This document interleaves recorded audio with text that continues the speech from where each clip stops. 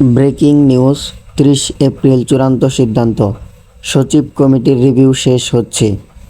যা হতে চলেছে তা লাখ লাখ সরকারি কর্মচারীর ভাগ্য বদলে দিতে পারে। এইমাত্র সচিব কমিটি তাদের রিভিউ প্রায় শেষ করে ফেলেছে, কিন্তু এখনও পুরো দেশের চোখ 30 এপ্রিলের দিকে।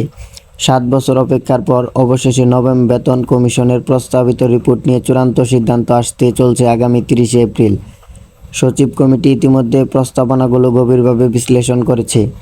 কমিশন যে সুপারিশ করেছে তাতে বর্তমানে 20,850 টাকা থেকে বাড়িয়ে 20,000 টাকা করার কথা বলা হয়েছে। ন্যূনতম মূল বেতন, তার সর্বোচ্চ বেতন 78,000 থেকে বাড়িয়ে 1,60,000 টাকার প্রস্তাব দেওয়া হয়েছে। কিন্তু এখানেই শেষ নয়, এর পিছনে আছে আরও বড় কারণ। নিম্ন গ্রেডের কর্মচারীরা সবচেয়ে বেশি সুবিধা পেতে চলেছেন।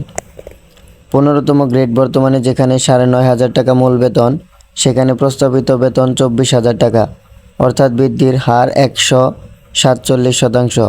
20তম গ্রেডে বেতন বাড়ছে প্রায় 11,500 টাকা। এখন শুনুন আসল কথা। এই রিপোর্ট বাস্তবায়নে সরকারের অতিরিক্ত খরচ পড়বে প্রায় 1,06,000 কোটি টাকা। অর্থ উপদেষ্টা রাশেদ আল মাহমুদ তিতুমির ইতিমধ্যে পরিষ্কার করে দিয়েছেন, সচিব কমিটি যা সুপারিশ করবে সেই অনুযায়ী পরবর্তী পদক্ষেপ নেওয়া হবে।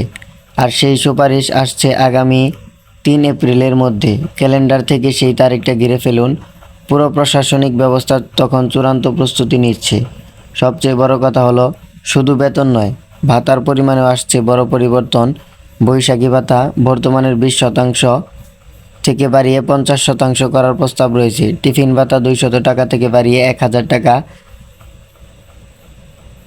যাদের পেনশন 20,000 টাকার নিচে, তাদের পেনশন 100% বৃদ্ধির সুপারিশ করা হয়েছে। এখন প্রশ্ন হলো, এই বিশাল অর্থ কোথা থেকে আসবে? এই নিয়ে অর্থনীতিবিদদের মধ্যে জোর আলোচনা চলছে। তবে সরকার ইতিমধ্যে রাজস্ব আদায়ের উপর জোর দিতে শুরু করেছে। বাস্তবতা হলো, দাম বেড়েছে, জীবনযাত্রার খরচ বেড়েছে, আর তাই এই বেতন বৃদ্ধি এখন সময়ের দাবি। আগামী 30 এপ্রিল মনে রাখবেন এই তারিখটা, কারণ তখনই জানা যাবে 7 বছর অপেক্ষার অবসান ঘটেছে নাকি আরও বাড়ছে।